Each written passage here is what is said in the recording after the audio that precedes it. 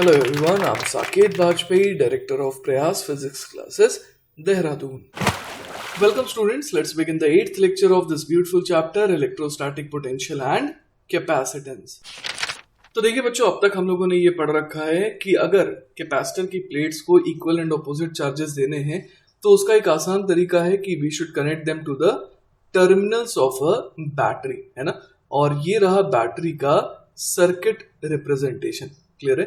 इस तरीके से सर्किट में हम लोग बैटरी को रिप्रेजेंट करते हैं। ठीक है, तो अब बच्चों हम लोग देखने वाले हैं कुछ प्रॉपर्टीज आइडियल बैटरी की। ठीक है, तो देखिए बच्चों, सबसे पहली प्रॉपर्टी क्या है कि a battery has two terminals. जैसा कि आप देख पा रहे हैं, एक को पॉजिटिव एक को नेगेटिव कह देते हैं। ठीक है, सेकेंड प्रॉपर्टी है बच्चों कि the potential difference V between the terminals is constant for a given battery, है ना। एक गिवन बैटरी के लिए जो पोटेंशियल डिफरेंस है बिटवीन द टर्मिनल्स वो क्या रहेगा? कांस्टेंट रहेगा। ठीक है, the terminal with higher potential is called the positive terminal and that with lower potential is called the negative terminal. ठीक है, अब देखिए बच्चों, जो तीसरी प्रॉपर्टी है वो क्या है? The value of this fixed potential difference is equal to the electromotive force और EMF of the battery. Clear है? तो आइडियल बैटरी के केस में जो टर्मिनल पोटेंशियल डिफरेंस होता है वो ईएमएफ के बराबर होता है। ठीक है, if a conductor is connected to a terminal of a battery, the potential of the conductor becomes equal to the potential of the terminal. ठीक है, when the two plates of a capacitor are connected to the terminals of a battery, तो क्या हो जाता है उस case में? The potential difference between the plates of the capacitor वो क्या हो जाता है? इक्वल हो जाता है किसके? ईएमएफ ऑफ द बैटरी के। क्लियर है ये बात? तो इस तरीके से बच्चों हम लोग यहाँ पर क्या समझ पा रहे हैं कि जिस प्लेट को हम लोग पॉजिटिव टर्मिनल से कनेक्ट करते हैं वो पॉजिटिवली चार्ज हो जाती है, और जिस प्लेट को हम लोग नेगेटिव टर्मिनल से कनेक्ट करते हैं वो नेगेटिवली चार्ज हो जाती है। और यहाँ पर चार्जेस जो है प्लेट के पास कितने आ जाते हैं? इतने आ जाते हैं सच दैट कि उन दोनों के बीच में, है ना, उन दोनों प्लेट के बीच में पोटेंशियल डिफरेंस कितने के बराबर हो जाए? Equal to the EMF of the battery. ठीक है, अब देखिए बच्चों, नेक्स्ट प्रॉपर्टी क्या है? The total charge in a battery always remains zero. ठीक है, तो बैटरी का पर्पस क्या है कि वो एनर्जी सप्लाई करती है ताकि एक प्लेट से चार्ज उखाड़ करके वो दूसरे में डिपॉजिट कर सके। आप ऐसे समझ सकते हैं। तो वही यहां लिखा है कि if it's positive terminal supplies a charge Q, तो it's negative terminal supplies an equal negative charge minus Q। Clear है ये बात? और अगली प्रॉपर्टी क्या है कि when a charge capital Q passes through a battery of EMF E from the negative terminal to the positive terminal, an amount QE of work is done by the battery। तो ये पांचवी property तो बच्चों बहुत ही important है, आप हमेशा याद रखिएगा इसे, कि अगर कैपिटल चार्ज Q पास कर रहा है बैटरी के थ्रू, है ना, from the negative terminal to the positive terminal, इस तरीके से मान लीजिए चार्ज कितना जा रहा है? कैपिटल Q जा रहा है। तो आप समझिए कि कैपिटल Q चार्ज पहले कहां पर था? लो पोटेंशियल पे था। अब कहां चला गया? हाई पोटेंशियल पे चला गया। तो इसकी पोटेंशियल एनर्जी क्या हो गई? बढ़ गई। क्लियर है ये बात? तो कितने अमाउंट से पोटेंशियल एनर्जी बढ़ गई? तो हम लोग जानते हैं कि जो पोटेंशियल डिफरेंस है ना, वही तो ईएमएफ के बराबर है। तो इस वजह से Q इंटू V, क्लियर है, Q इंटू V क्या है? यही है चेंज इन पोटेंशियल एनर्जी, और यही क्या हो जाएगा? Work done by the battery. Clear है ये बात? तो बैटरी ने क्या करा? इस चार्ज की एनर्जी को बढ़ा दिया, है ना। तो इसीलिए work done by the battery कितना हो गया यहाँ पर? Q into V। ठीक है, चलिए बच्चों, तो अभी एक आसान सा सवाल करते हैं। सवाल है, a capacitor gets a charge of 60 microcoulomb when it is connected to a battery of EMF 12 volt, calculate the capacitance of the capacitor. तो देखिए बच्चों, इस सवाल में आपको स्ट्रेट अवे समझ में आ रहा होगा कि अपने को कौन सा फॉर्मूला लगाना चाहिए? Q इक्वल टू CV का। यहाँ पर चार्ज दे रखा है 60 माइक्रोकूलम इज इक्वल टू क्या लिख देंगे? Capacitance multiplied by 12 volt. ठीक है, तो यहां से कैपेसिटेंस देखिए कितना आ जाएगा? तो कैपेसिटेंस आ जाएगा 5 माइक्रोफैरेड। ठीक है, और यही हो जाएगा हमारा फाइनल आंसर। चलिए बच्चों, तो हमारा नेक्स्ट टॉपिक है कैलकुलेशन ऑफ कैपेसिटेंस।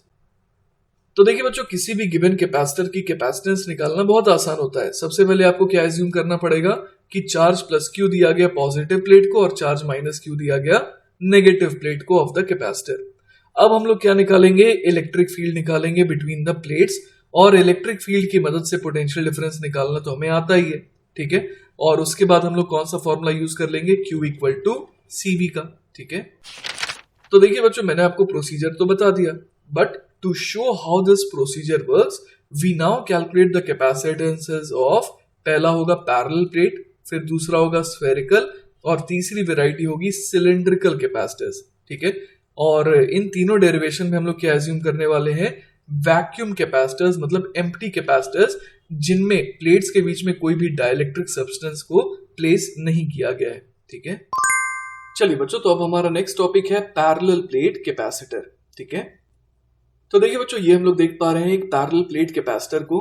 जैसे मान लीजिए अगर ऊपर वाली प्लेट को चार्ज दिया गया प्लस स्मॉल क्यू और नीचे वाले को दिया गया माइनस स्मॉल क्यू, तो हम लोग इस तरीके की फील्ड लाइन यहां पर एक्सपेक्ट कर सकते हैं, जैसा कि आप डायग्राम नंबर बी में देख पा रहे हैं, ठीक है। इसके अलावा बच्चों हम लोग यहाँ पर ये भी देख सकते हैं कि अगर प्लेट जो है वो बहुत लार्ज हो as compare to the distance between the plates, तो उस केस में हम लोग समझ पा रहे हैं कि अपने को कैसी फील्ड मिलेगी, यूनिफॉर्म और perpendicular to the plates except edges पे, ठीक है। अब देखिए बच्चों, जैसा कि आप जानते हैं कि ये चार्जेस देने का काम जो है करना बहुत आसान हो जाता है अगर हम लोग इन्हें बैटरी से कनेक्ट कर दें, ठीक है। तो मान लीजिए इस प्लेट पे जैसा कि आप देख पा रहे हैं प्लस क्यू चार्ज आए और यहाँ पर माइनस क्यू चार्ज आए, तो हम लोग यहाँ पर समझ सकते हैं कि जो फील्ड आएगी वो कैसी आएगी। तो हम लोग यहाँ पर कह सकते हैं कि फील्ड जो आएगी वो आएगी sigma upon epsilon naught. Clear है बात, क्योंकि ये जो प्लस क्यू वाली प्लेट है उसकी वजह से हम लोग समझ पा रहे हैं फील्ड कितनी आ रही है, सिग्मा बाय 2 एप्सिलॉन नॉट, और जो माइनस क्यू वाली प्लेट है उसकी वजह से भी आ रही है कितनी, सिग्मा बाय 2 एप्सिलॉन नॉट, और दोनों सेम डायरेक्शन में होने की वजह से एड अप हो जा रहे हैं। क्लियर है ये बात। तो यहां से बच्चों हम लोग क्या समझ पा रहे हैं कि जो पोटेंशियल डिफरेंस आएगा वो कितने के बराबर आएगा, तो वो आ जाएगा sigma upon epsilon not into D के बराबर। क्लियर है। तो यहां से हम लोग समझ सकते हैं कि सिग्मा क्या होता है, सिग्मा होता है चार्ज पर यूनिट एरिया, है ना। ए यहां पर हम लोग क्या ले रहे हैं, प्लेट का एरिया ले रहे हैं, ठीक है। तो यहां से हमारे पास क्या आ जाएगा बच्चों, तो यहां से आ जाएगा V is equal to Q D upon A epsilon naught. तो आप यहां पर देख पा रहे हैं कि जितना ज्यादा पोटेंशियल डिफरेंस होगा उतना ही ज्यादा चार्ज होगा, ठीक है।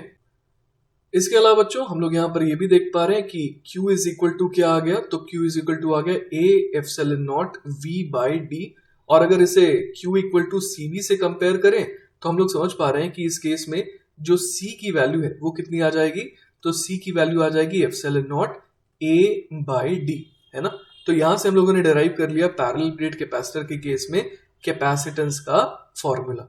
ऑलराइट, चलिए बच्चों, तो पैरेलल प्लेट कैपेसिटर के ऊपर एक आसान सा सवाल देखते हैं। सवाल है, calculate the capacitance of a parallel plate capacitor having 20 centimetre bye 20 centimetre square plates separated by a distance of 1 mm।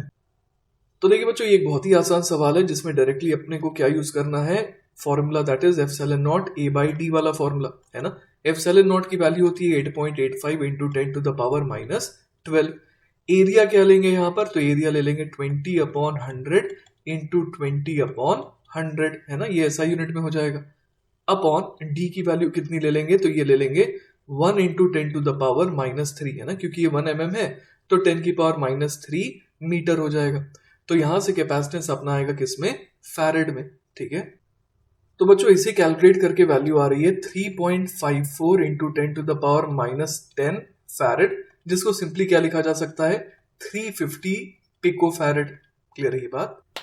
चलिए बच्चों, तो नेक्स्ट सवाल देखते हैं। अगला सवाल है, a parallel plate capacitor has plates of area 200 centimetre square and separation between the plates 1 mm। What potential difference will be developed if a charge of 1 nanocoulomb, that is 1 into 10 to the power minus 9 coulomb, is given to the capacitor? If the plate separation is now increased to 2 mm, what will be the new potential difference? तो देखिए बच्चों, यहाँ पर हम लोग क्या देख पा रहे हैं कि एक पैरेलल प्लेट कैपेसिटर है जिसकी प्लेट एरिया कितनी है, 200 सेंटीमीटर स्क्वायर, और सेपरेशन बिटवीन द प्लेट्स कितना है, 1 mm। अब हमसे पूछा गया है कि अगर उसे कितना चार्ज दिया जाए, 1 नैनो कूलम, तो पोटेंशियल डिफरेंस कितना डेवलप होगा बिटवीन द प्लेट्स, ठीक है। तो देखिए बच्चों, फॉर्मूला होता है Q is equal to CV, ठीक है। तो यहां से V कितना आ जाएगा, तो V आ जाएगा Q अपॉन C के बराबर, ठीक है। अब चार्ज यहां पर कितना दिया है, तो चार्ज दिया अपने को 10 to the power minus 9 coulomb. Clear है। अपॉन कैपेसिटेंस के लिए कौन सा फॉर्मूला यूज करेंगे, epsilon naught A by D, ठीक है। तो एप्सिलॉन नॉट की वैल्यू होती है 8.85 into 10 to the power minus 12। Area कितना ले लेंगे, तो एरिया हो जाएगा 200 into 10 to the power minus 4 metre square, ठीक है। ऐसा यूनिट में मैं सब कुछ रख रहा हूं। और अपॉन डी कर देंगे तो डी की वैल्यू ले लेंगे कितनी, डी की वैल्यू अपने को लेनी पड़ेगी 1 इंटू 10⁻⁻⁴ मीटर। ठीक है, तो यहां से अपने पास जो जवाब आएगा वो वोल्ट्स में आएगा। ठीक है ना, तो देखिए बच्चों इसे सॉल्व करके जो जवाब आ रहा है वो आ रहा है 5.65 वोल्ट्स। क्लियर है बात, तो यही हो गया potential difference between the plates. अब देखिए बच्चों सवाल के दूसरे पार्ट में पूछा गया है कि अगर प्लेट सेपरेशन को 2 mm कर दिया जाए तो नया पोटेंशियल डिफरेंस कितना होगा। ठीक है, तो देखिए बच्चों यहां पर हम लोग समझ पा रहे हैं कि हमने सिंपली क्या करा, हमने सिंपली जो है डी को क्या कर दिया, डबल कर दिया, है ना। डी डैश जो नया सेपरेशन है वो क्या हो गया, पुराने डी का डबल हो गया। ऑलराइट, लेकिन चार्ज जो है क्यू डैश वो तो अभी भी सेम ही है, चार्ज को तो हमने चेंज नहीं करा। क्लियर है बात, और चार्ज चेंज नहीं होने की वजह से फील्ड भी क्या रह जाएगा, फील्ड भी सेम रह जाएगा। अब हम लोग जानते हैं कि पोटेंशियल डिफरेंस क्या होता है, तो वो होता है E इंटू डी, लेकिन जो नया पोटेंशियल डिफरेंस है वो कितना हो जाएगा, तो वो हो जाएगा E dash into D dash. Clear है बात, तो यहाँ पर E डैश तो सेम है लेकिन D डैश क्या हो गया, तो D डैश हम लोग समझ पा रहे हैं कि वो हो गया 2D, तो इस वजह से V डैश भी कितना हो जाएगा, वो हो जाएगा 2V। क्लियर है, तो इस तरीके से हम लोग समझ पा रहे हैं कि जो पोटेंशियल डिफरेंस है वो कितना हो जाएगा, डबल हो जाएगा, और 5.65 का डबल कितना हो जाएगा, that is 11.3 volts, and that will be our final answer. Alright, चलिए बच्चों तो अब हम लोग बात करते हैं स्फेरिकल कैपेसिटर की। ठीक है, तो स्फेरिकल कैपेसिटर क्या होता है, it consists of a solid और अ हॉलो स्फेरिकल कंडक्टर जो कि सराउंडेड होता है किससे, by another concentric hollow spherical conductor. Clear है बात, तो अंदर वाला जो हम लोग समझ पा रहे हैं कि जो कंडक्टर है वो सॉलिड भी हो सकता है, हॉलो भी हो सकता है, और बाहर वाला तो खैर उसे हॉलो ही होना पड़ेगा। ठीक है, ताकि वो इसको सराउंड कर सके। ऑलराइट, अब मान लीजिए बच्चों कि इनर जो स्फेयर है उसकी रेडियस r1 है और आउटर स्फेयर की रेडियस r2 है, और हमने इनर स्फेयर को कितना चार्ज दिया, +q, और आउटर को कितना दे दिया, -q। ठीक है, तो देखिए बच्चों इस डायग्राम के थ्रू हम लोग यहाँ पर इस स्ट्रक्चर को देख पा रहे हैं, है ना। यहाँ पर अंदर वाले को +q दिया गया, बाहर वाले को -q दिया गया। अब यहाँ पर हम लोग क्या करने वाले हैं, हम लोग पोटेंशियल डिफरेंस निकालने वाले हैं। तो मेथड 1 क्या रहेगा अपना पोटेंशियल डिफरेंस निकालने का, तो हम लोग यहाँ पर यूज करने वाले हैं dv is equal to minus of E dot dr वाला फॉर्मूला। ठीक है, तो हम लोगों ने यहाँ पर क्या करा, एक गॉसियन सरफेस बनाया जो कि ऑब्वियसली कैसा होगा, स्फेरिकल होगा। तो यहां पर हम लोग लिख सकते हैं E इंटू 4 स्मॉल r का square is equal to charge enclosed upon epsilon naught, that is Q upon epsilon naught. तो अब देखिए बच्चों यहां से हमारे पास E कितना आ जाएगा, तो E आ जाएगा Q upon 4 epsilon not r square. Clear है बात, तो अब हम लोग यहां से क्या निकाल सकते हैं, पोटेंशियल डिफरेंस। तो dv बराबर लिख देंगे हम लोग -q upon 4 epsilon not r square dr। ठीक है, और अब हमें इसे इंटीग्रेट करना है। ठीक है, तो देखिए बच्चों यहां पर बड़े आराम से हम लोग समझ पा रहे हैं कि r को कहां से कहां वेरी करवाएंगे, तो r को वेरी करवाएंगे r1 से r2 तक। r1 के करस्पॉन्डिंग जो पोटेंशियल है उसे v प्लस बोल देते हैं, और r2 के करस्पॉन्डिंग जो पोटेंशियल है उसे v माइनस। तो यहां से देखिए अपने पास क्या आ जाएगा, यहां से आ जाएगा अपने पास v negative minus v positive. ठीक है, इज इक्वल टू यहां पर क्या लिख देंगे, 1/4 एप्सिलॉन नॉट q। ठीक है, और -1/r स्क्वायर का इंटीग्रेशन हो जाएगा 1/r, और यहां पर लिमिट आ जाएगी r1 से r2। ठीक है, अब यहां पर v माइनस v पॉजिटिव है, तो इसे हम लोग क्या लिख देंगे, -v।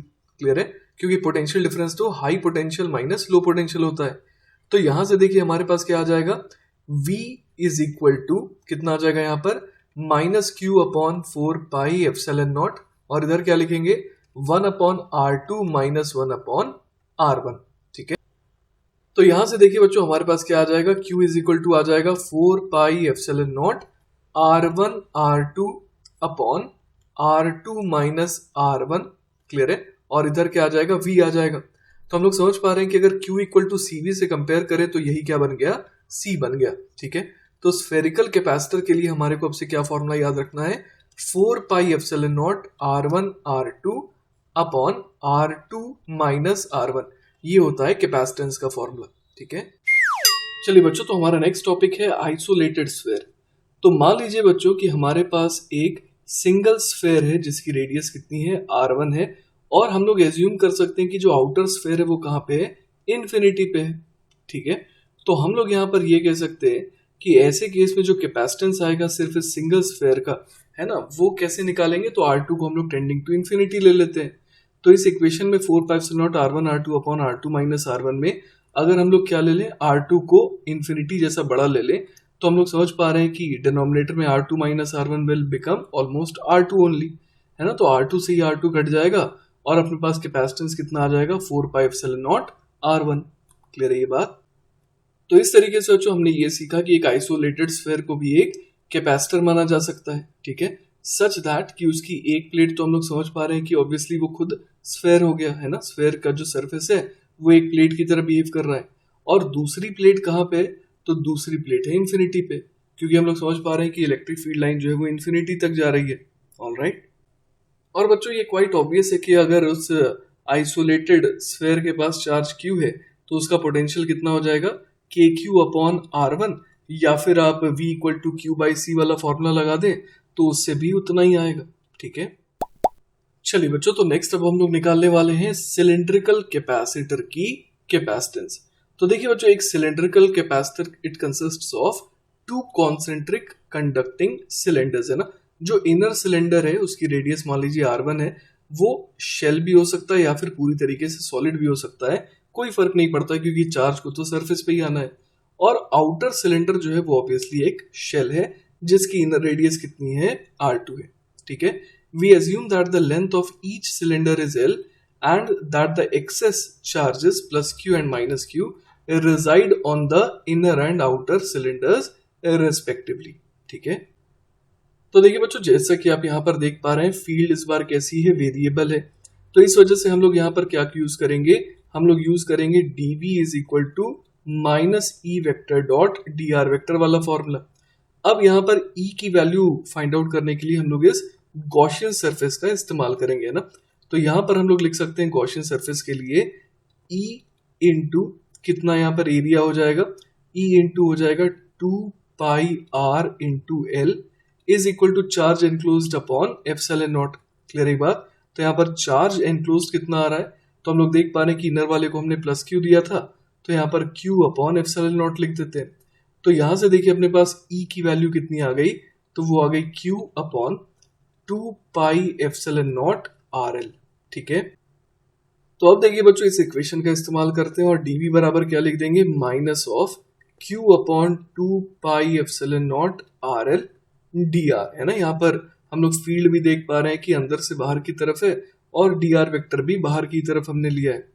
तो अब यहाँ पर अगर हम लोग यहाँ पर लिमिट पुट कर दें तो क्या पुट करेंगे, R इक्वल टू R1, है ना। R इक्वल टू R1 के करस्पॉन्डिंग जो पोटेंशियल है उसको V प्लस कह रहे हैं, और R इक्वल टू R2 के करस्पॉन्डिंग जो पोटेंशियल है उसे V माइनस कह रहे हैं। तो यहां से अपने पास ये क्या आ जाएगा, V minus minus V plus. ठीक है, तो यहां से देखिए बच्चों potential difference equal to V plus minus V minus वो कितना आ जाएगा, तो वो आ जाएगा देखिए बच्चों Q अपॉन 2πε0 L, और इंटीग्रेशन ऑफ यहाँ पर क्या आ जाएगा dr अपॉन r, और यहाँ पर लिमिट है R1 से R2 तक। तो ये कितना हो जाएगा, ये हो जाएगा Q upon 2πε0 L ln of, है ना, dr अपॉन r, ये हो जाएगा ln r, और इसमें लिमिट पुट कर देंगे तो ये क्या बन जाएगा, ln of R2 upon R1। अब देखिए बच्चों, जैसा कि आप लोग जानते हैं कि Q इक्वल टू CV होता है तो V equal to Q upon C होता है। तो इससे अगर हम लोग कंपेयर करें तो यहाँ पर हम लोग समझ पा रहे हैं कि C की वैल्यू क्या आ जाएगी, 2πε0 L upon ln of R2 upon R1। Alright, तो देखिए बच्चों इस तरीके से हम लोगों ने क्या फाइंड आउट कर लिया, हम लोगों ने फाइंड आउट कर लिया capacitance of a cylindrical capacitor. Clear है बात। चलिए बच्चों, तो नेक्स्ट सवाल देखते हैं। अगला सवाल है, for capacitors charged by the same battery does the charge stored by the capacitor increase, decrease or remain the same in each of the following situations। तो पहला केस है, the plate separation of a parallel plate capacitor is increased। दूसरा case है, the radius of the inner cylinder of a cylindrical capacitor is increased। और तीसरा case है, the radius of the outer spherical shell of a spherical capacitor is increased। तो देखिए बच्चों, हम लोग जानते हैं Q इक्वल टू होता है CV। क्लियर है। अब तीनों केस में V तो सेम है क्योंकि हमने सेम बैटरी का यूज करा है।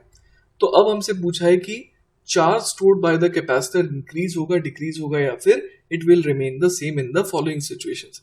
तो पहली सिचुएशन किसके लिए है? वो है पैरेलल प्लेट कैपेसिटर के लिए। तो C का फॉर्मूला होता है एप्सिलॉन नॉट A/D। अब यहां पर हम लोग क्या देख पा रहे हैं कि प्लेट सेपरेशन को क्या किया गया? इंक्रीज किया गया। तो अगर हम लोग समझ पा रहे हैं कि D को इंक्रीज करेंगे, क्लियर है, तो हम लोग यहां पर देख पा रहे हैं डिनोमिनेटर बढ़ रहा है, तो ओवरऑल टर्म क्या हो जाएगा? छोटा हो जाएगा। और अगर कैपेसिटेंस कम हो जाएगा तो हम लोग समझ पा रहे हैं कि चार्ज भी क्या हो जाएगा? चार्ज भी जो है वो क्या हो जाएगा? कम हो जाएगा। क्लियर है, क्योंकि अगर कैपेसिटेंस कम हो रहा है तो चार्ज को भी कम होना ही पड़ेगा। ऑलराइट, तो पहले केस में चार्ज क्या हो रहा है? कम हो रहा है। ठीक है। अब देखिए बच्चों, जो दूसरा केस है वो किसका है? वो है सिलिंड्रिकल कैपेसिटर का। तो उसकी कैपेसिटेंस का फॉर्मूला होता है 2 पाई epsilon not L upon ln of R2 upon R1। तो अब इसमें बोला गया radius of the inner cylinder है ना, वो क्या कर दिया गया? इंक्रीज कर दिया गया। तो अगर R1 को इंक्रीज करेंगे तो R2 अपॉन R1 क्या होगा? डिक्रीज करेगा। तो ओवरऑल ln वाला टर्म भी जो है, ये पूरा का पूरा टर्म क्या होगा? डिक्रीज करेगा। अब अगर डिनोमिनेटर डिक्रीज कर रहा है तो ओवरऑल टर्म क्या हो जाएगा? ओवरऑल टर्म तो इंक्रीज कर जाएगा। तो कैपेसिटेंस भी बढ़ जाएगी, तो इस वजह से चार्ज भी बढ़ जाएगा। ऑलराइट, अब देखिए बच्चों, जो तीसरा केस है वो किसका है? स्फेरिकल कैपेसिटर का है। ठीक है, तो यहां पर हम लोग कैपेसिटेंस का फॉर्मूला यूज करेंगे 4 pi epsilon not R1 R2 upon R2 minus R1। अब इसमें बोला है कि आउटर है ना, आउटर स्फेरिकल शेल जो है उसके रेडियस को हम लोग क्या कर रहे हैं? बढ़ा रहे हैं। ठीक है, तो यहां पर एक काम करते हैं, इस फॉर्मूले को थोड़ा मॉडिफाई करते हैं। तो 4 pi epsilon not R1 R2 upon R2 minus R1, इसमें क्या करते हैं? न्यूमरेटर को भी R2 से डिवाइड कर देते हैं और डिनोमिनेटर को भी R2 से डिवाइड कर देते हैं। तो ये फॉर्मूला क्या बन जाएगा? ये बन जाएगा 4 pi epsilon not R1 upon, इधर क्या बन जाएगा? 1 माइनस R1 अपॉन R2। तो इस तरीके से देखना इसे थोड़ा बेटर होगा। ऑलराइट, तो यहां पर देखिए बच्चों, R2 को क्या किया गया? इंक्रीज किया गया। R2 को इंक्रीज करेंगे तो R1 अपॉन R2 क्या हो जाएगा? कम हो जाएगा। लेकिन 1 माइनस दिस टर्म, ये पूरा का पूरा टर्म क्या हो जाएगा? ये पूरा का पूरा टर्म इंक्रीज हो जाएगा। इससे क्या होगा? ये पूरा का पूरा टर्म जो है वो क्या हो जाएगा? डिक्रीज हो जाएगा। क्लियर है ये बात? तो कैपेसिटेंस भी क्या हो गई? डिक्रीज हो गई, तो चार्ज भी डिक्रीज हो जाएगा। ठीक है, चलिए बच्चों, तो let's have a look at this beautiful problem from Irodov. The question says 2 long straight wires with equal cross sectional radii small a are located parallel to each other in air. The distance between their axes equals b. Find the mutual capacitance of the wires per unit length under the condition b much greater than a. तो देखिए बच्चों, यहाँ पर हम लोग क्या देख पा रहे हैं कि there are 2 long straight wires और उनका क्रॉस सेक्शनल रेडियाई कितना है? a है, और वो इस तरीके से एक दूसरे के पैरेलल हैं इन एयर। अब यहाँ पर हमसे ये भी कहा गया है कि उन दोनों के एक्सिस के बीच की दूरी कितनी है? b है। ठीक है, और हमें निकालना क्या है? हमें निकालना है mutual capacitance of the wires per unit length, ये लेते हुए कि b कैसा है? मच ग्रेटर देन a है। ठीक है, अब देखिए बच्चों, यहां पर एक काम करने वाले हैं हम लोग। एक वायर को देने वाले हैं plus lambda charge per unit length और दूसरे को देने वाले हैं minus lambda charge per unit length. तो इसका मतलब ये हो गया कि यूनिट लेंथ के करस्पॉन्डिंग है ना, एक के पास चार्ज है प्लस लैम्डा और दूसरे के पास चार्ज है माइनस लैम्डा। ठीक है, अब देखिए बच्चों, हम लोग यहाँ पर समझ पा रहे हैं कि अपने को कैपेसिटेंस पर यूनिट लेंथ चाहिए, तो हम लोग इस बार चार्ज भी कैसा लेंगे? पर यूनिट लेंथ वाला। तो यहाँ पर C इक्वल टू लिखेंगे लैम्डा इंटू वी, और हम लोग यहाँ पर इलेक्ट्रिक फील्ड निकाल करके पोटेंशियल डिफरेंस निकालेंगे, और जब पोटेंशियल डिफरेंस आ जाएगा तो यहां से अपने को कैपेसिटेंस पर यूनिट लेंथ भी मिल जाएगा। ठीक है, अब देखिए बच्चों, अगर हम लोग पोटेंशियल डिफरेंस निकालना चाह रहे हैं तो उसके लिए क्या करते हैं? हम लोग यहां से x दूरी पर जाकर के एक पॉइंट P है ना, ये सिलेक्ट कर लेते हैं। ठीक है, तो यहां पर अगर मैं फील्ड की बात करूं तो यहां पर पॉजिटिव लैम्डा की वजह से फील्ड कितनी आएगी? तो वो आ जाएगी, हम लोग समझ पा रहे हैं 2 के लैम्डा अपॉन एक्स के बराबर है ना। और ये फील्ड की डायरेक्शन कैसी होगी, धक्के वाली होगी। और माइनस लैम्डा वाले वायर की वजह से हम लोग समझ पा रहे हैं कि यहाँ पर फील्ड कैसी आएगी, इसी डायरेक्शन में आएगी। और वो कितनी आ जाएगी, तो इस बार हम लोग ई माइनस ये कितना लिख सकते हैं, तो देखिए उसके लिए अपने को यहाँ से यहाँ तक की दूरी देखनी होगी। क्लियर रही बात। तो हम लोग समझ पा रहे हैं कि दोनों के सेंटर से दूरी जो है ना, उन दोनों सेंटर्स के बीच की दूरी जो है वो अपने को b दे रखी है, ठीक है। और यहां से यहां तक की दूरी x है, तो इसका मतलब बची हुई दूरी कितनी हो जाएगी, तो ये हो जाएगी b माइनस एक्स। तो यहां पर हम लोग e माइनस जो है वो कितना लिख देंगे, तो वो हो जाएगा 2k lambda upon b minus x. और नेट फील्ड जो है वो हम लोग समझ सकते हैं कि दोनों की वजह से ऐड हो रही है, मतलब e plus plus e minus. तो ये कितना आ जाएगा 2k lambda multiplied by 1 upon X plus 1 upon b minus x के बराबर, ठीक है। तो यहां पर देखिए बच्चों b is much much greater than a जो अपने को दिया हुआ था, तो उसी की मदद से हम लोग यहां पर बड़े आराम से कह सकते हैं कि एक की वजह से फील्ड जो है वो अभी भी कौन से फॉर्मूले के हिसाब से लिखी जाएगी, 2k लैम्डा बाय r के हिसाब से। क्योंकि यहां पर हम लोग समझ पा रहे हैं कि ये जो डेरिवेशन आया था ये गॉसेस लॉ लगा करके आया था, और हम लोग समझ पा रहे हैं कि दूरी इतनी ज्यादा है कि दूसरे है ना, जो दूसरा वायर है उसकी वजह से यहाँ पर फील्ड जो है वो ऑलमोस्ट कैसी आ जाएगी, नेग्लिजिबल आ जाएगी। इसीलिए अभी भी जो है 2k लैम्डा बाय r वाला फॉर्मूला यहाँ पर वैलिड है, ठीक है। अब देखिए बच्चों, हम लोगों ने यहाँ पर स्क्रीन के प्लेन में ही पॉइंट P को लिया था और हमने देखा कि फील्ड की डायरेक्शन राइट की तरफ आ रही है। तो यहाँ पर हम लोग क्या कह सकते हैं कि लेफ्ट से राइट की तरफ बढ़ने पर ऑब्वियसली क्या होगा, पोटेंशियल कम होगा, है ना। तो ये V पॉजिटिव और ये V नेगेटिव, मतलब हाई पोटेंशियल और लो पोटेंशियल यहाँ पर शो कर देते हैं, ठीक है। तो जैसा कि आप देख पा रहे हैं बच्चों, स्क्रीन के ही प्लेन में मैं क्या कर रहा हूं, मैं इस पॉइंट से है ना, इस पॉइंट से राइट की तरफ जा रहा हूं और कितना आगे गया, मैं x दूरी पर गया, ठीक है। अब यहां से मैं कितना और आगे जा रहा हूं, dx आगे, ठीक है। तो हम लोग समझ सकते हैं कि यहां पर फील्ड कितनी है वो तो हमने निकाली रखी है।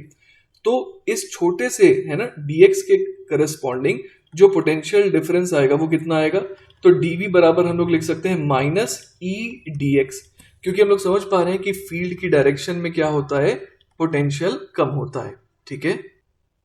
तो देखिए बच्चों, यहां पर हम लोग लिख देंगे dv is equal to 2k lambda 1 upon X plus 1 upon b minus X dx, और एक नेगेटिव साइन भी आएगा, ठीक है। अब देखिए बच्चों, इसे हम लोग इंटीग्रेट कर सकते हैं ना। तो यहां पर अगर हम लोग इंटीग्रेशन यूज कर रहे हैं तो हम लोग यहाँ पर x इक्वल टू a के करस्पॉन्डिंग पोटेंशियल बोल देंगे v पॉजिटिव, और x इक्वल टू, आप अगर ध्यान से देखेंगे तो आप ये पाएंगे कि जो दूसरी नेगेटिवली चार्ज वायर है ना, वो पॉजिटिवली चार्ज वायर के सेंटर से कितनी दूरी पर है, अगर मैं सरफेस की बात करूं तो वो है b माइनस a दूरी पर। तो वहां के पोटेंशियल को मैं v माइनस बोल दूंगा। क्लियर है ये बात। अब देखिए बच्चों, यहां पर मैंने जो लिमिट रखी है वो सरफेस से लेकर के दूसरे सरफेस तक की ही ली है, क्योंकि यहां पर हमसे क्या पूछा गया है, म्यूचुअल कैपेसिटेंस। और कैपेसिटेंस होता है किसके लिए, कंडक्टर्स के लिए, ठीक है। तो यहां पर ये दोनों वायर्स कैसी हैं, ऑब्वियसली कंडक्टिंग है, जिस वजह से फील्ड जो है वो सिर्फ कहां पर एग्जिस्ट कर रही है, सरफेस के बाहर बाहर, ठीक है।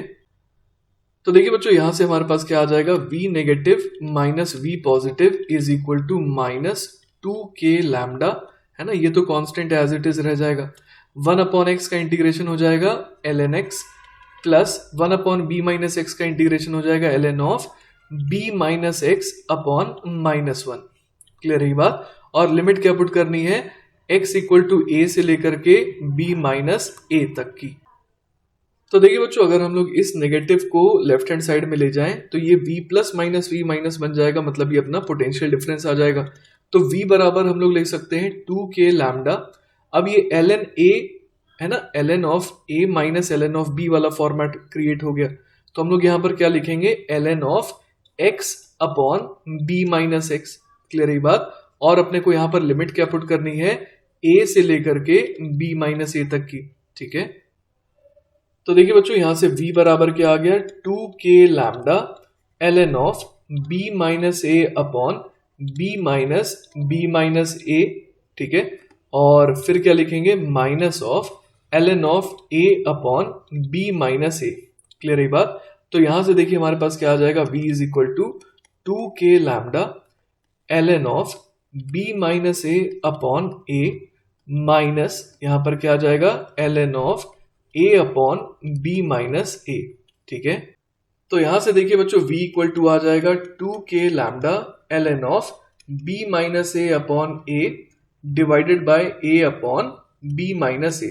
क्लियर है बात? तो यहां से देखिए हमारे पास क्या आ गया, यहां से हमारे पास आ गया v is equal to 2k lambda ln of b minus a upon a का होल स्क्वायर। ठीक है, तो यहां से बच्चों बड़े आराम से हम लोग देख पा रहे हैं कि v इक्वल टू क्या आ जाएगा, तो ये पावर जो 2 है b माइनस ए अपॉन ए के ऊपर, तो हम लोग समझ पा रहे हैं कि ये बाहर निकल करके ये बन जाएगा 4, k की वैल्यू लिख देंगे 1 upon 4 pi epsilon naught lambda आ गया और ये आ गया ln of b minus a upon a। ठीक है, तो 4 से 4 कट गया और अपने को दिया हुआ है कि b is much much greater than a, इस वजह से हम लोग v बराबर क्या लिख सकते हैं, v is almost equal to lambda upon pi epsilon naught ln of b upon a, है ना, b माइनस ए को ऑलमोस्ट हम लोग क्या लिख सकते हैं, b लिख सकते हैं। क्लियर है बात? तो यहां से देखिए हम लोग क्या समझ पा रहे हैं, यहां पर क्या आ जाएगा, लैम्डा इज इक्वल टू आ जाएगा v pi epsilon naught upon ln of b upon a। तो जैसे हम लोग q equal to C V लिखते थे उसी तरीके से यहां पर हम लोग देख पा रहे हैं लैम्डा इज इक्वल टू क्या आ जा रहा है, कैपेसिटेंस पर यूनिट लेंथ। ठीक है, ये कैपेसिटेंस कौन सा है, पर यूनिट लेंथ वाला है, इसको मैं सी डैश लिख देता हूं इनटू वी।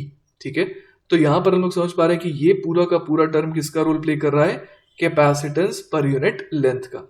तो हमारा जो आंसर है that is C is equal to कितना आ जा रहा है, pi epsilon naught upon ln of b upon a के बराबर।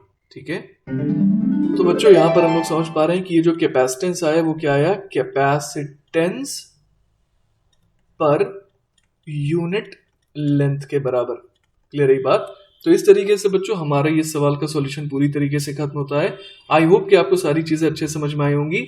इन केस अगर कोई डाउट रह जाता है then feel free to contact me, I will be very happy to help you. Take care बच्चों, बाय बाय।